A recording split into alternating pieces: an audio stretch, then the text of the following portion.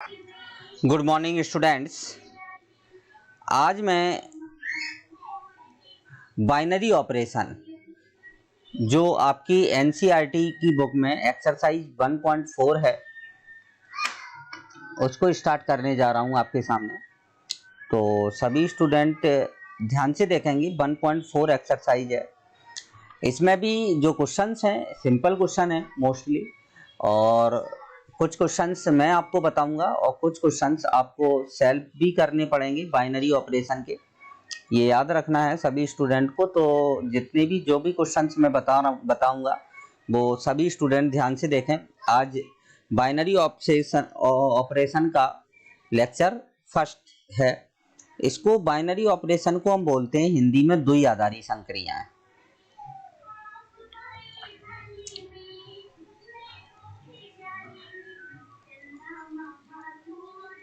द्विआधारी संक्रियाएं बोला जाता है इसको। द्विआधारी इसीलिए बोला जाता है क्योंकि ये दो आधार की होती है। कितने आधार की होती है? दो आधार की होती है। दो ही संख्याओं में इसका यूज होता है एक साथ, और कोई अलग नहीं है ये द्विआधारी संक्रियाएं। जैसे आप मैथमेटिक्स की जो संक्रियाएं होती हैं, योग, गुणा, भाग, अंतर, ये सारी द्विआधारी संक्रियाएं होती हैं। मतलब दो आधार के जितने भी ऑपरेशंस होते हैं उनको हम द्विआधारी संक्रियाएं कहते हैं। तो ऐसा कोई अलग नहीं है ये, और ऐसा इसमें कोई थ्योरेटिकल पोर्शन भी ऐसा कुछ नहीं है। केवल यही है दो आधार वाली संक्रियाएं जिसमें योग, गुणा, अंतर और भाग का उपयोग किया जाता है, वो उन्हें हम संक्रियाओं को द्विआधारी संक्रियाएं कहते हैं। और इसके हम डायरेक्ट इसके अब क्वेश्चंस पे डिस्कस करेंगे, क्योंकि ये याद रखना क्योंकि इसमें थ्योरी है नहीं, क्वेश्चन से ही आपको इसकी क्वेश्चन से के साथ ही मैं इसकी धीरे धीरे करके आपको थ्योरी मैं बताता रहूंगा सभी स्टूडेंट्स को। तो ये याद रखना है आपको कि द्विआधारी संक्रियाएं जो होती हैं उनमें जो आधार ये किसी ना किसी पर्टिकुलर समुच्चय में परिभाषित होती हैं। जैसे n में परिभाषित हो, z में परिभाषित हो, पूर्णांक में परिभाषित हो। इस टाइप से आपको क्वेश्चन दिया जाएगा कि द्विआधारी संक्रिया z में परिभाषित है। तो z में परिभाषित है मतलब जो दो आधार आप लेंगे वो भी उसी समुच्चय से होंगे, और उनका रिजल्ट भी जो आएगा वो उसी समुच्चय के अंदर आना चाहिए। अगर उस समुच्चय के अंदर नहीं आ रहा है तो वो द्विआधारी संक्रिया के लिए संभव नहीं होगा। क्लियर? तो एक्सरसाइज 1.4 स्टार्ट करते हैं आज हम। ये ध्यान से देखना है सभी स्टूडेंट को।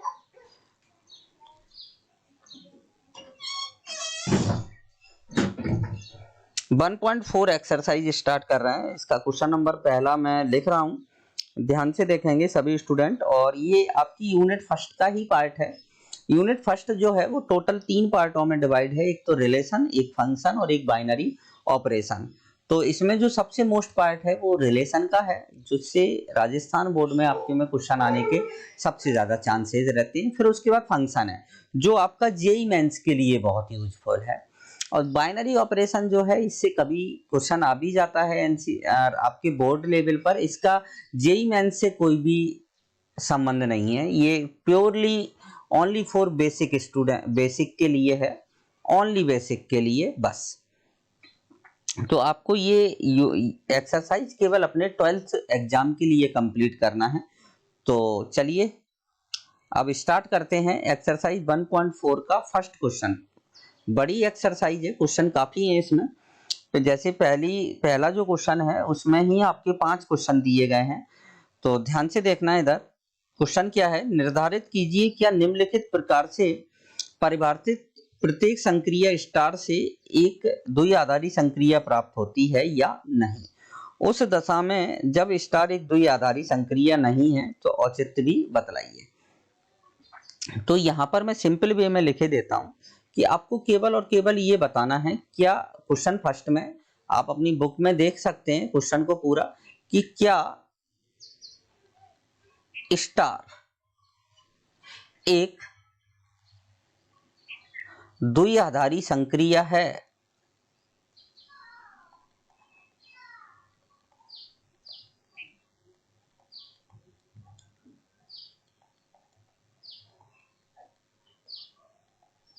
है या नहीं। केवल आपको ये है क्वेश्चन, तो मैं ये बताना है आपको क्वेश्चन में। मैंने क्वेश्चन को शॉर्ट रूप में लिखा है बेटा, याद रखना है, ठीक है ना। अब आता है इसका फर्स्ट नंबर पार्ट आता है इस क्वेश्चन का, ध्यान से देखेंगे। फर्स्ट नंबर पार्ट आपका क्या है,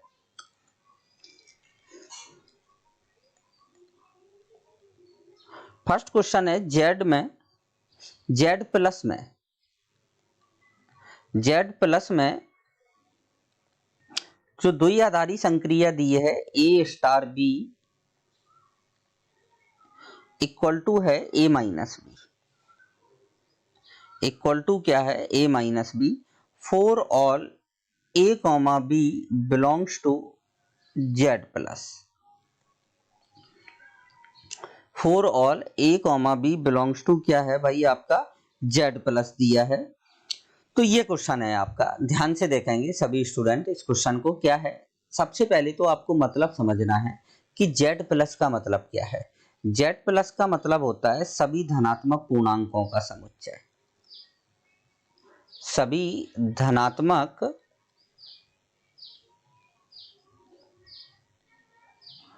पूर्णांकों का समुच्चय।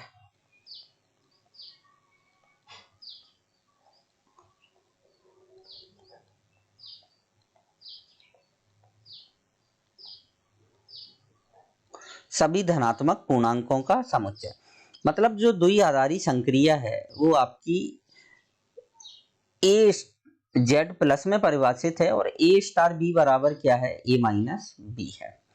तो अब हमें ये बताना है क्या ये ए माइनस बी जो है वो जेड प्लस में होगा। भाई ए तो जेड प्लस में है, बी भी जेड प्लस में है, तो ए माइनस बी भी यहाँ पर आपका बिलोंग्स टू जेड प्लस होना चाहिए सभी धनात्मक पूर्णांकों के लिए। तो आपको चेक करना है और मैं आपको बता चुका हूं जब भी चेक शब्द यूज होता है तो हम कोशिश ये करते हैं कि ऐसा ना हो, ऐसा ना हो। तो कैसे चेक करेंगे, ध्यान से देखेंगे सभी स्टूडेंट। जैसे मैंने मान लिया कि माना ए बराबर मैंने 1 ले लिया, ठीक है, और बी बराबर मैंने 2 ले लिया। क्लियर, ये ए और बी दोनों क्या हैं आपके बिलोंग्स टू जेड प्लस में है, धनात्मक पूर्णांक में से हैं। अब मैंने इनका ए स्टार बी निकाला, अब मैं इनका अंतर निकाल रहा हूं। क्या निकाल रहा हूं, अंतर। तो अंतर निकाला ए स्टार बी, ऐसे शो अप करेंगे आप, ए स्टार बी बराबर क्या है ए माइनस बी है आपका। तो ए माइनस बी जब आप निकालेंगे तो 1 माइनस टू इक्वल टू क्या आएगा -1 आ जाएगा, -1 आएगा। लेकिन -1 तो जेड प्लस में होता ही नहीं है क्योंकि ये तो ऋणात्मक पूर्णांक है। ये कैसा पूर्णांक है, ऋणात्मक पूर्णांक। तो हम लिख सकते हैं अतः स्टार द्विआधारी संक्रिया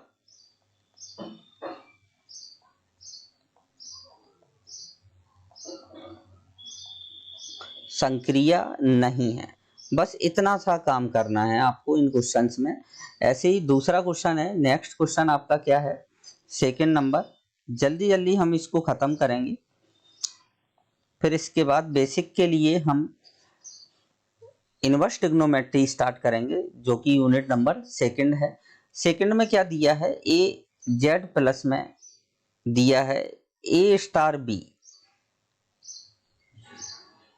बराबर क्या है ए बी है, for all A comma B belongs to क्या है आपका जेड प्लस है। अब ये बताना है आपको ये द्विआधारी संक्रिया है क्या। तो अब आप देखें कि ए धनात्मक है, बी धनात्मक है, और ये क्या है इनका रिजल्ट गुणा है, इन दोनों का क्या है गुणा है।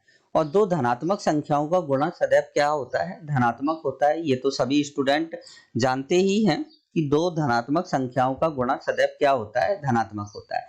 तो यहां पर हम ऐसे लिखेंगे कि हम जानते हैं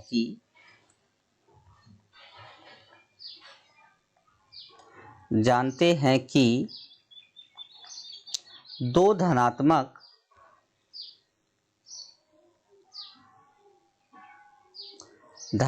पूर्णांकों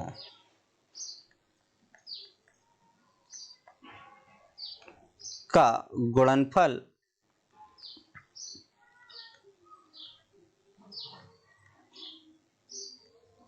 गुणनफल सदैव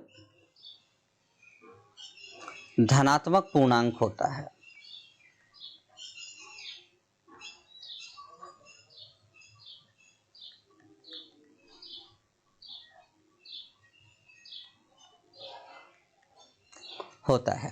इसीलिए a comma B belongs to Z plus, तो A B belongs to Z plus होगा। अतः स्टार द्विआधारी संक्रिया है।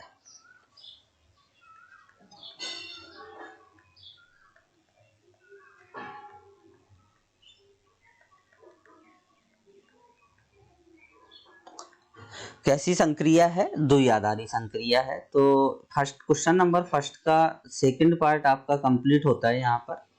चलते हैं भाई अब अपन नेक्स्ट पार्ट की तरफ, ध्यान से देखेंगे थर्ड पार्ट इसका। इसके टोटल 5 पार्ट दिए गए हैं आपको क्वेश्चन में।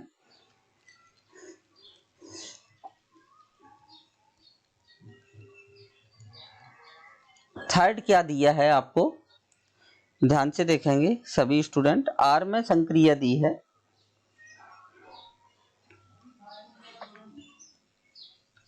आर में संक्रिया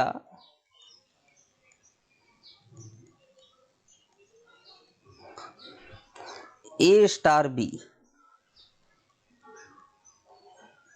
बराबर क्या है, a b square. For all A comma B belongs to R. ये याद रखना है, ये चीज आपके बुक में नहीं दी जाती है, ये मैं खुद लिखता हूं, ठीक है ना। ये बुक में नहीं दी जाती है, बुक में केवल इतना दिया है द्वारा परिभाषित है, ठीक है ना। तो अब आप ध्यान से देखें, ये मैं इसीलिए लिखता हूं कि जब द्विआधारी संक्रिया आर में परिभाषित है तो निश्चित बात है ए भी वास्तविक होगा, बी भी वास्तविक होगा, ठीक है ना। तो सबसे पहला काम है यहाँ पर आर जो होता है, आर जो दिया है ये आपका वास्तविक संख्या है। कैसी संख्या है? वास्तविक। मतलब जितनी भी संख्याएं होती हैं जिनको हम एक संख्या रेखा पर निरूपित कर सकें, जिनको हम एक संख्या रेखा पर निरूपित कर सकें, मतलब माइनस अनंत से लेके प्लस अनंत तक की जितनी संख्याएं होती हैं वो सारी आपकी कैसी होती हैं, वास्तविक संख्याएं होती हैं। क्लियर? अब देखें इधर, अगर a वास्तविक है और b वास्तविक है तो b स्क्वायर भी वास्तविक होगा, क्योंकि वास्तविक संख्या का वर्ग भी वास्तविक होता है। और a तो वास्तविक है और वास्तविक संख्या का गुणा भी क्या होता है, वास्तविक संख्या होती है। तो हम यहाँ पर लिख सकते हैं, क्या कैसे लिखेंगे कि यदि A belongs to R एवं B belongs to R, तो B स्क्वायर भी belongs to R होगा, क्योंकि वास्तविक संख्या का वर्ग क्या होता है, वास्तविक।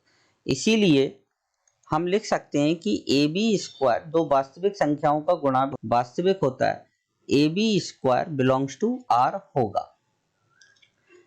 केवल और केवल बस इतना लिखना है। अतः स्टार द्विआधारी संक्रिया है।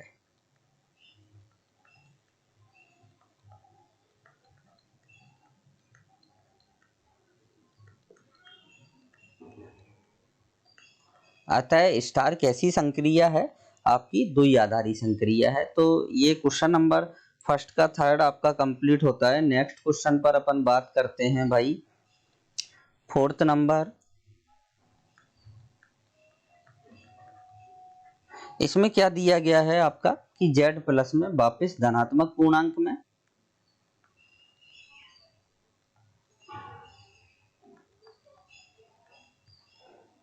संक्रिया a स्टार b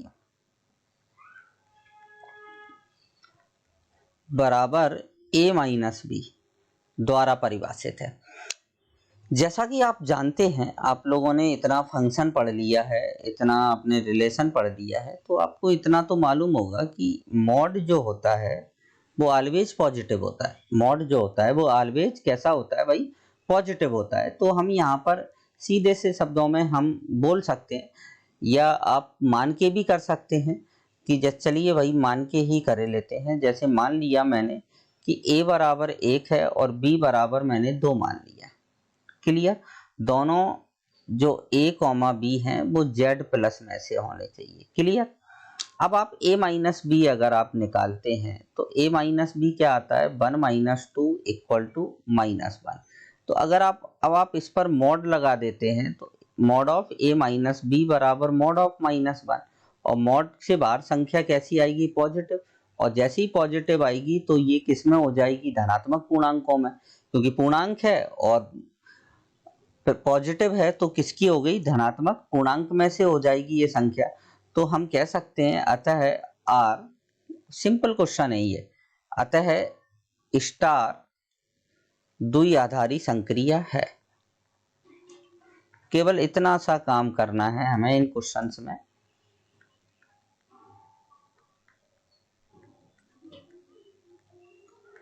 ठीक है, अब चलते हैं नेक्स्ट 5th नंबर क्वेश्चन की तरफ। 5th नंबर क्वेश्चन क्या है आपका, z प्लस में संक्रिया दी है,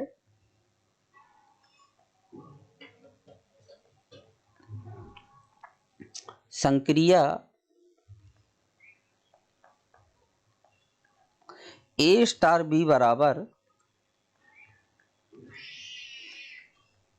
a दी है, for all a comma B belongs to क्या है, z प्लस, फिर से धनात्मक पूर्णांकों में दे दी।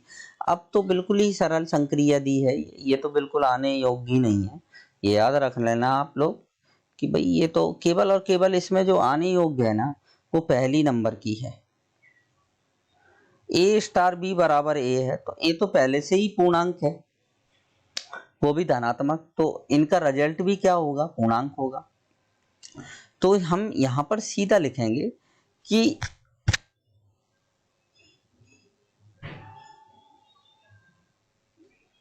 a बिलोंग्स टू क्या है, z plus, b belongs to क्या है, z प्लस। तो a स्टार b बराबर इन्होंने दे रखा है a, और a तो पहले से ही कैसा है, z प्लस में से है, तो a बिलोंग्स टू क्या है, z प्लस। अतः स्टार द्विआधारी संक्रिया है। ये तो बहुत ही सरल है भाई। ठीक है भाई, चलते हैं अपन आगे, चलते हैं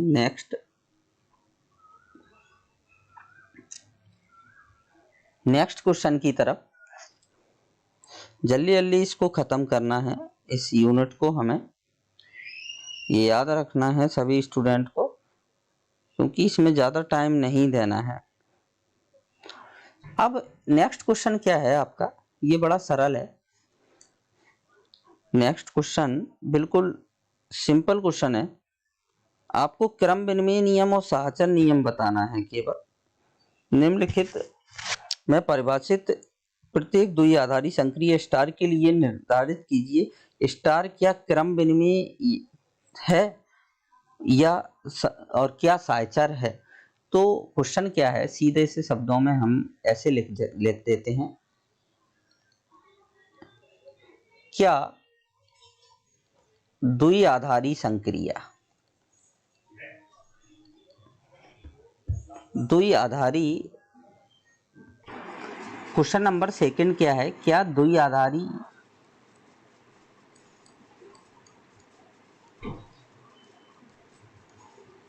संक्रिया क्रम विनिमय संक्रिया स्टार क्रम विनिमय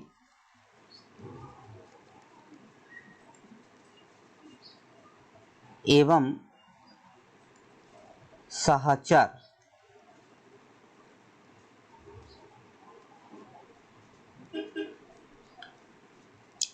नियम का पालन करती है।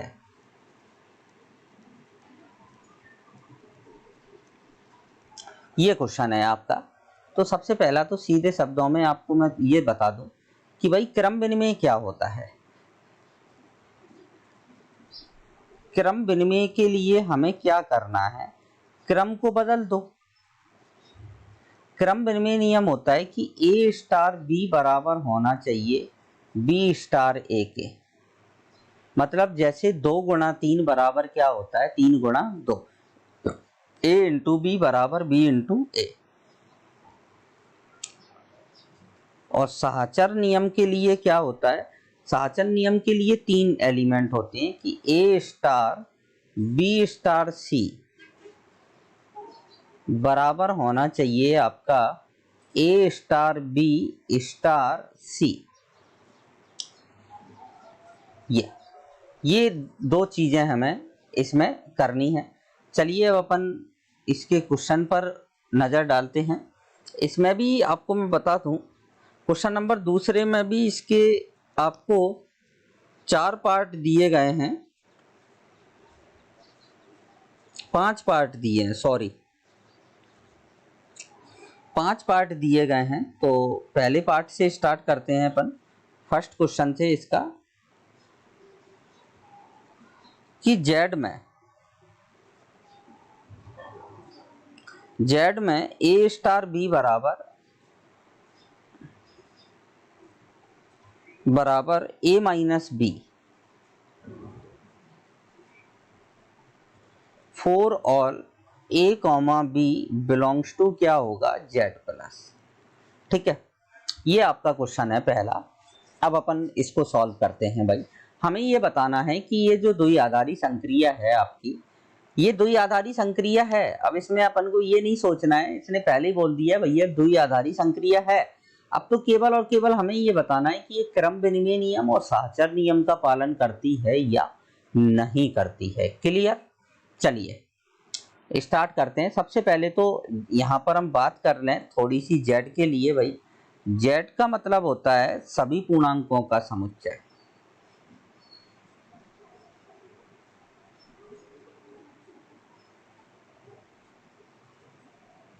सभी पूर्णांकों का समुच्चय। कई बार बता चुका हूं मैं आप लोगों को, और जहां भी आता है वहां दोबारा से बताता हूं, तो आप लोग भी ध्यान से इसको देखते रहें।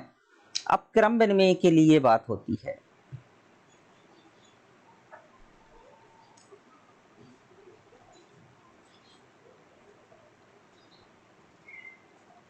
क्रम विनिमय के लिए बात करते हैं अपन यहाँ पर।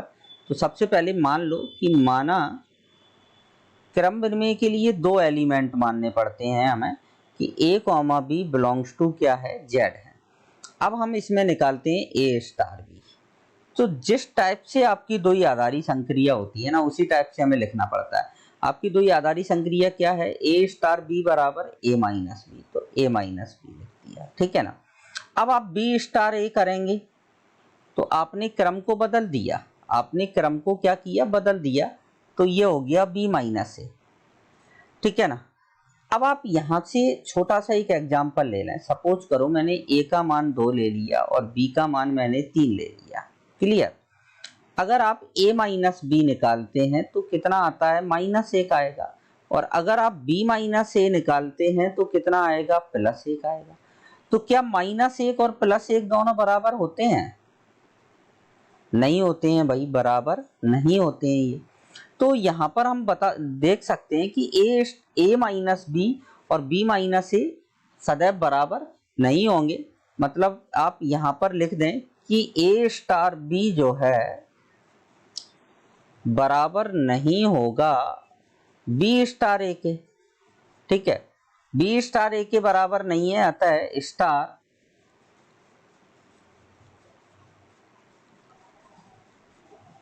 क्रम विनिमय नियम, शॉर्ट में लिख दिया मैंने, का पालन नहीं करता है।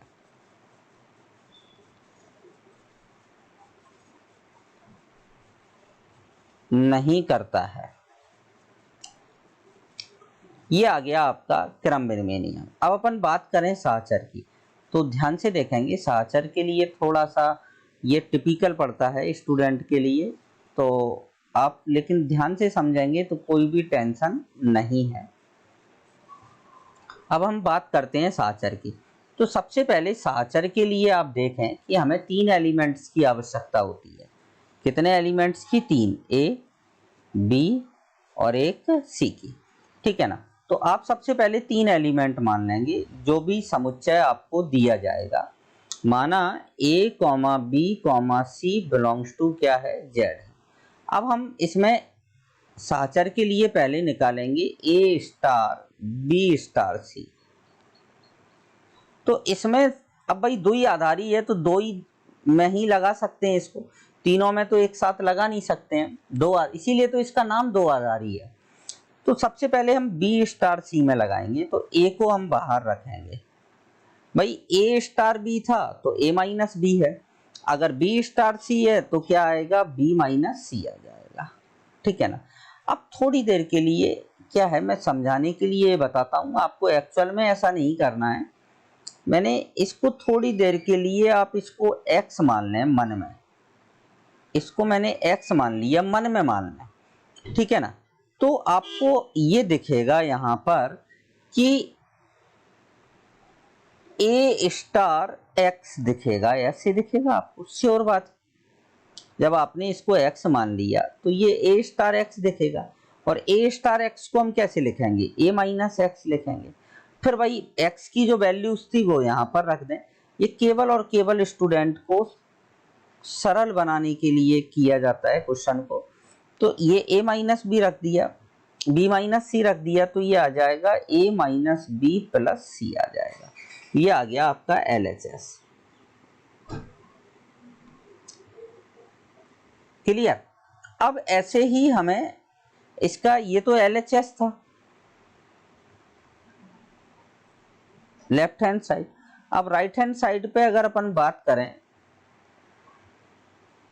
तो क्या निकालना है आपको? a स्टार b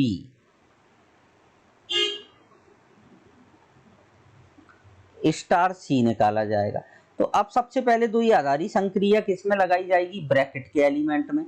मतलब a माइनस बी हो जाएगा, जगह नहीं बदलनी है, वहीं पर रहेगा सब कुछ, और स्टार ये आ जाएगा c। अब ऐसे ही इसको थोड़ी देर के लिए मन में आप x मान लें। जब आप x मानेंगे तो x माइनस सी हो जाएगा। तो ये क्या आ जाएगा? a माइनस बी माइनस सी। तो आप देखें कि आप देख सकते हैं कि LHS is not equal to RHS। भाई LHS और RHS बराबर नहीं है, क्योंकि यहां C ऋणात्मक है और यहां C कैसा है? धनात्मक है। तो अतः स्टार सहचर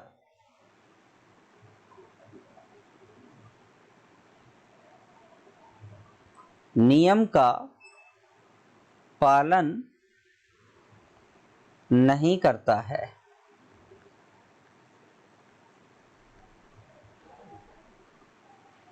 सहचर नियम का पालन नहीं करता है भाई स्टार यहां पर। चलिए अब अपन आगे चलते हैं नेक्स्ट क्वेश्चन की तरफ। इसी का क्वेश्चन नंबर 2 क्या दिया गया है आपको?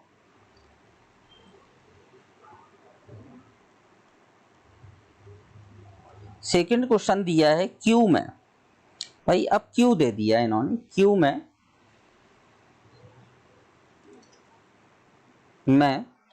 a स्टार b बराबर द्विआधारी संक्रिया है ab प्लस 1, ab प्लस 1 ये दिए। फॉर ऑल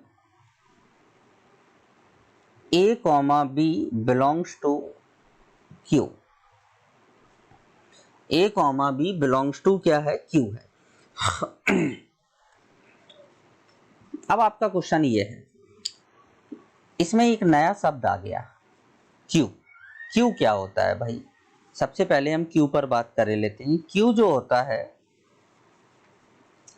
सभी परमेय संख्याओं का समुच्चय होता है।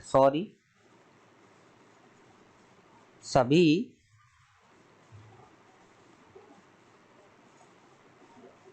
परमेय संख्याओं का समुच्चय।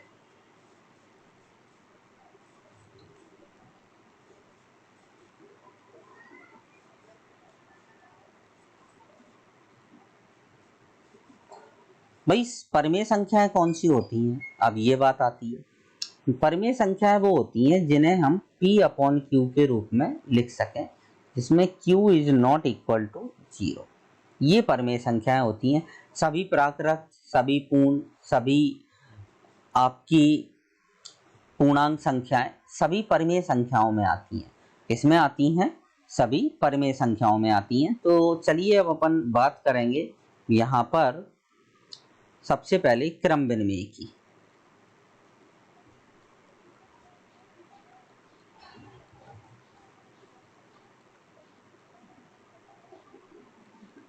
क्रम विनिमय की बात करते हैं तो ध्यान से देखेंगे सभी स्टूडेंट। आप यहाँ पर देख रहे होंगे कि जितनी भी संक्रियाएं हैं उनमें योग है, कभी गुणा है, कभी अंतर है। तो यही आपकी दो आधारी संक्रियाएं होती हैं, योग गुणा, बस अलग अलग स्टार नाम दे दिया, स्टार है। अब मान लो, माना a comma B belongs to Q है, a comma B belongs to क्या है? क्यू है। अब आपने निकाला a star b. a star B बराबर क्या है आपका? A b plus 1। क्या ए बी को हम बी ए नहीं लिख सकते हैं? लिख सकते हैं, प्लस 1 अपनी जगह यहाँ पर लिख दें, चूंकि ए बी बराबर क्या होता है? बी ए होता है, क्योंकि 2 का गुणा 3 में करो या 3 का गुणा 2 में करो, 6 ही तो आना है भाई। तो अब आप बी ए कर दिया तो यहाँ भी बदल जाएगा, यहाँ क्या हो जाएगा? ये ए स्टार बी है और बराबर इसको आपने बी ए में बदल दिया तो ये आ जाएगा बी स्टार ए। क्या आ जाएगा भाई? 20। भाई ए की जगह बी कर दिया, बी की जगह ए कर दिया, तो ये क्या हो गया? ए बी स्टार ए हो गया। अतः स्टार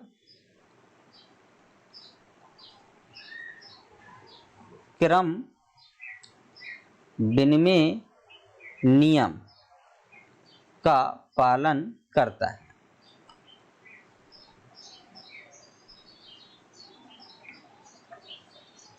अब भाई बात करते हैं अपन साहचर की। ध्यान से देखना है इधर, साहचर के लिए ध्यान से। स्टूडेंट क्रम विनिमय तो कर देता है लेकिन साहचर में फंस जाता है, साहचर में गलती करता है सबसे ज्यादा।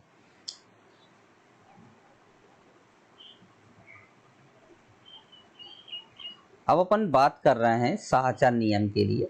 तो साहचर नियम के लिए हमारे पास कितने एलिमेंट होना चाहिए? 3। तो सबसे पहला काम है 3 एलिमेंट मान लो। माना A comma B comma C belongs to क्या है आपका? क्यू है। ठीक है। अब सबसे पहले हम निकालेंगे एलएचएस। नियम मैं पहले ही आपको ऊपर लिखा चुका हूं कि क्या होता है, A star B star c. तो सबसे पहले दो ही आधारी संक्रिया कहाँ लगाई जाती है? जो ब्रैकेट के अंदर होते हैं। जो किसके अंदर होते हैं? ब्रैकेट के अंदर होते हैं। जैसे ए स्टार अपनी जगह, भाई ए स्टार बी था तो हमने कैसे लिखा था? A b plus 1। अब ऐसी बी स्टार सी है तो इसको कैसे लिखेंगे? बी सी प्लस 1 लिखेंगे। अब भाई यहाँ पर आपको ध्यान से देखना है, मैंने थोड़ी देर के लिए क्या किया बेटा, इसको आपको शो नहीं करना है, इसको मैंने x मान लिया। ये केवल और केवल मैं आपको सरल बनाने के लिए बता रहा हूँ, इसको ऐसे लिखना नहीं है। लेकिन आपको जब जैसे मैंने इसको x मान लिया तो आपका क्या हो जाएगा? यहाँ पर a स्टार x दिखेगा आपको। ठीक है। ए स्टार एक्स को हम कैसे लिखेंगे? ए एक्स प्लस 1। क्लियर। अब एक्स का आप मान रख लें। एक्स का जब आप मान रखेंगे तो ये क्या आ जाएगा? B C plus 1 plus 1।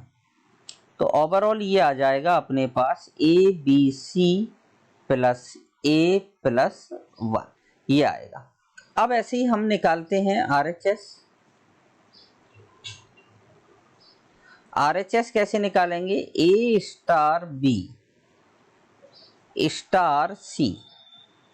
तो पहले किस में लगाया जाएगा? ए स्टार बी में। तो ये आ जाएगा ए बी प्लस 1। क्लियर। और स्टार अब क्या है? सी। तो इसको एक्स मान लो, तो इन दोनों का गुणा 1 का गुणा और प्लस में 1, तो ओवरऑल ये कितना आ जाएगा आपके पास,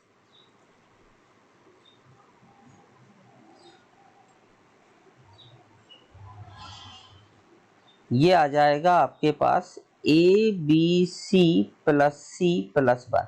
अब आप देख सकते हो कि LHS बराबर नहीं है RHS के, LHS बराबर नहीं है किसके, RHS के, अतः स्टार सहचर नियम का पालन नहीं करेगा।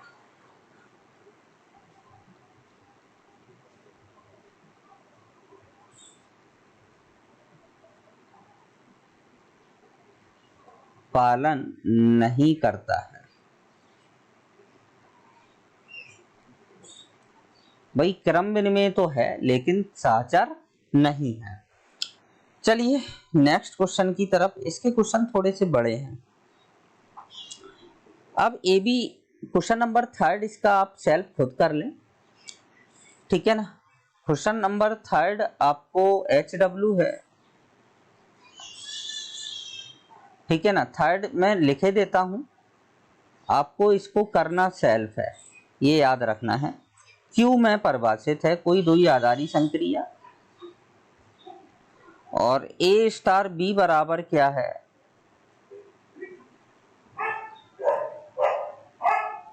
ए बी अपॉन 2 4 और A comma B belongs to Q, ठीक है भाई।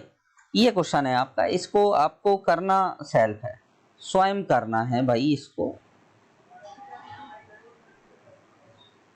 सिंपल है ये, इसीलिए मैं नहीं बता रहा हूं। और अगर जिस स्टूडेंट पे नहीं बनता है तो मुझे व्हाट्सएप नंबर 9829377340 पर कॉल करके बता दें, या आप मुझे मैसेज करके बता दें, तो जो भी आपकी प्रॉब्लम होगी उनको सॉर्ट आउट कर दिया जाएगा।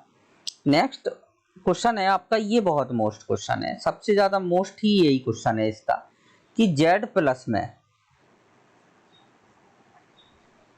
Z प्लस में जो परिभाषित द्वि आधारी संक्रिया है वो A स्टार B बराबर क्या है, 2 की पावर AB, 2 की पावर AB 4 और A comma B belongs to क्या है, Z प्लस है। ये बहुत मोस्ट क्वेश्चन है, इसका सबसे ज्यादा ही मोस्ट क्वेश्चन ही यही है आपका, तो इसको ध्यान से देखेंगे सभी स्टूडेंट। चलिए बात करते हैं भाई सबसे पहले क्रम विनिमय की। ये भी बोरिंग है, मजा नहीं है, फंक्शन में जो मजा है वो ना तो रिलेशन में था और ना ही आपका द्वि आधारी संक्रिया में है। देखें इधर, मान लें, माना A comma B belongs to Z plus, ये याद रखना है, ये भैया इसमें से मानने हैं, ठीक है ना, जहां परिभाषित है। अब A स्टार B बराबर आपको क्या दिया है भाई, A स्टार B बराबर दिया है 2 की पावर AB, तो हम 2 की पावर AB को ऐसे नहीं लिख सकते हैं क्या, 2 की पावर BA लिख दें, क्योंकि भाई चूंकि AB बराबर क्या होता है, BA होता है। दो संख्याओं का गुणा तो क्रम विनिमय नियम का क्या करता है, पालन करता है। तो भाई जब ये A स्टार B 2 की पावर AB है, तो B 2 की पावर BA क्या हो जाएगा, B स्टार A हो जाएगा। देखो भाई हमने A स्टार B लिया था और B स्टार A आ गया, तो A स्टार B बराबर B स्टार A, मतलब अतः स्टार क्रम विनिमय नियम का पालन करता है।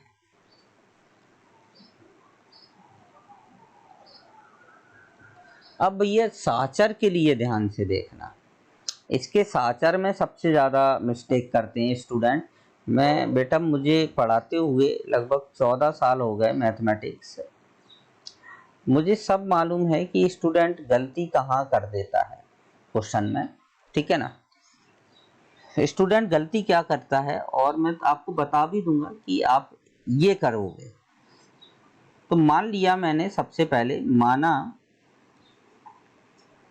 A B c belongs to क्या है, जेड प्लस में।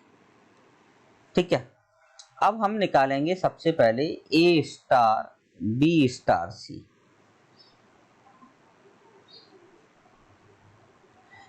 तो सबसे पहले दो ही आधारी संक्रिया किस में लगाओगे आप, बी स्टार सी में। तो ये आ जाएगा 2 की पावर बी सी। 2 की पावर बी सी आ गया। अब थोड़ी देर के लिए इसको, कर्सर कहाँ चला गया, इसको थोड़ी देर के लिए मन में एक्स मानना है। मन में क्या मान लिया, एक्स। तो जैसे ही आपने इसको मन में एक्स माना, ध्यान से देखना इधर भाई, तो आपको क्या दिखेगा, ए स्टार एक्स दिखेगा। ठीक है, ए स्टार एक्स को हम क्या लिख सकते हैं, 2 की पावर ए एक्स लिख सकते हैं। ठीक है, अब x का मान क्या था, 2 की पावर बी सी था।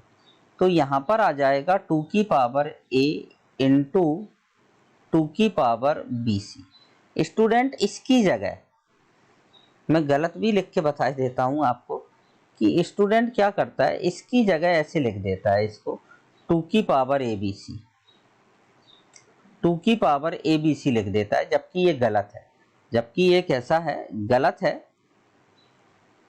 ठीक है ना, तो इसीलिए मैं हटा देता हूँ, गलत लिखा रहेगा तो कोई भाई कहेगा कि यार ये गलत कर दिया देखो सर ने। तो एक्चुअल में ये 2 की पावर a इंटू 2 की पावर बी सी होगा। ठीक है ना, तो इसको बी केयरफुल, यहाँ पर आपको बड़ा ही सावधानी रखना है, सावधानी हटी और दुर्घटना घटी, है ना। तो जैसे ही आपने सावधानी हटाई और तुरंत ही दुर्घटना हो जाएगी। तो दुर्घटना से बचना है तो आराम से गाड़ी को चलाना है।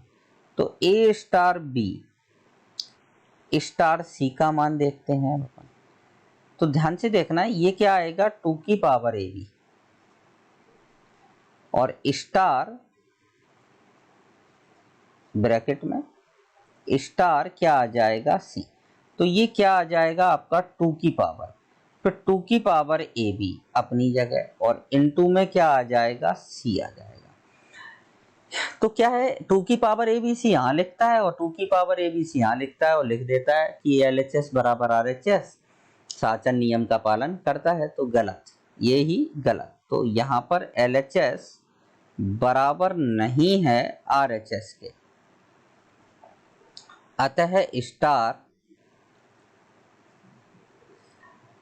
साहचर नियम का पालन नहीं करता है।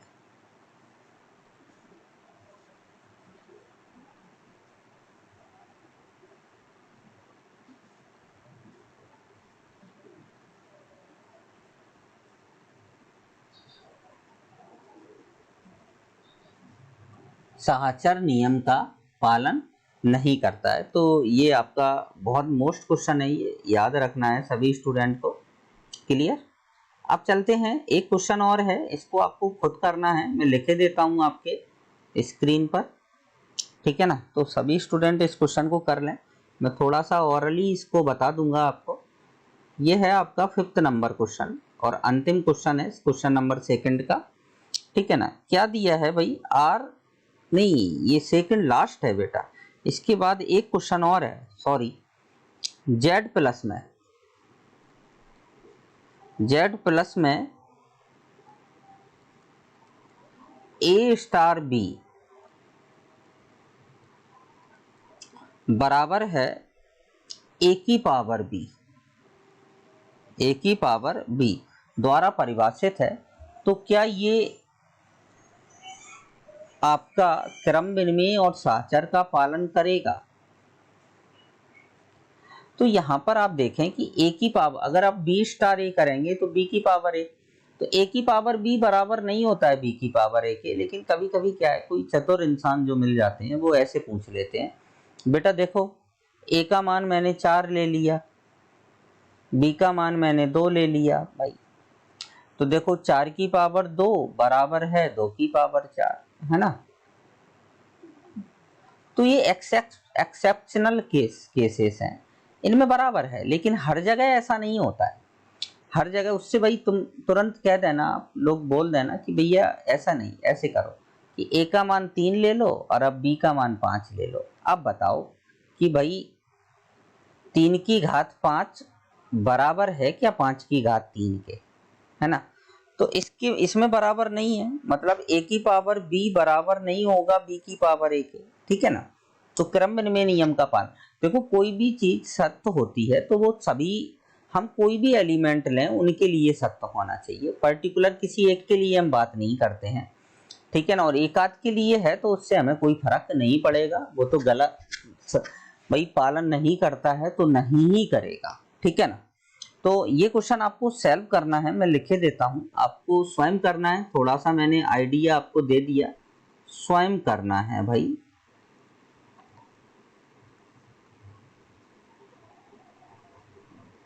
एक तरह से ये मेरे तरफ से आपके लिए होमवर्क है।